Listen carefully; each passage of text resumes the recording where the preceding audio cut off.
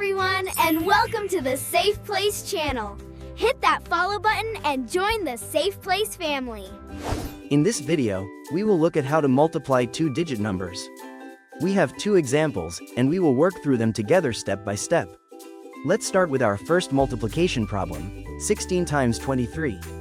In our first step, we need to set the problem up. We write the numbers directly underneath each other so that the 1's digits are aligned and the 10's digits are aligned as well. Our calculation is split into parts. First, we calculate 3 times 16, and then 20 times 16.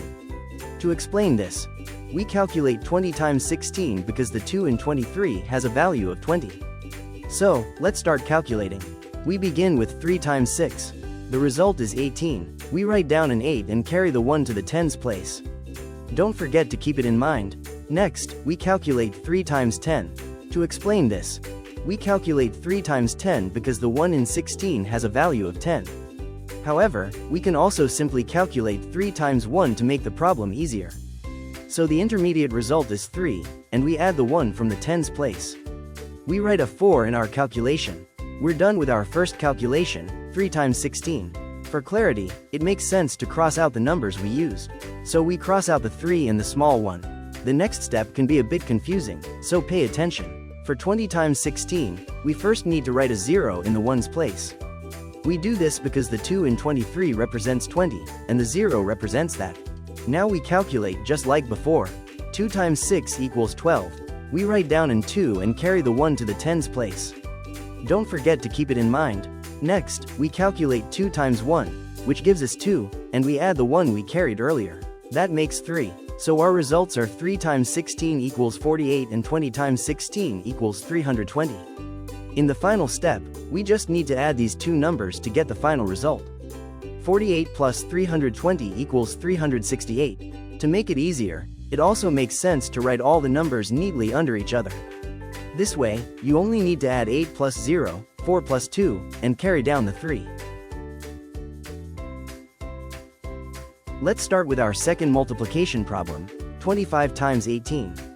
In our first step, we need to set the problem up. We write the numbers directly underneath each other so that the 1's digits are aligned and the 10's digits are aligned as well. Our calculation is split into parts.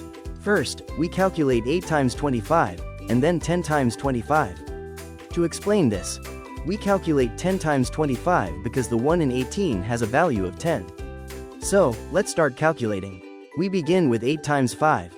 The result is 40. We write down an 0 and carry the 4 to the 10's place. Don't forget to keep it in mind. Next, we calculate 8 times 20. To explain this, we calculate 8 times 20 because the 2 in 25 has a value of 20. However, we can also simply calculate 8 times 2 to make the problem easier.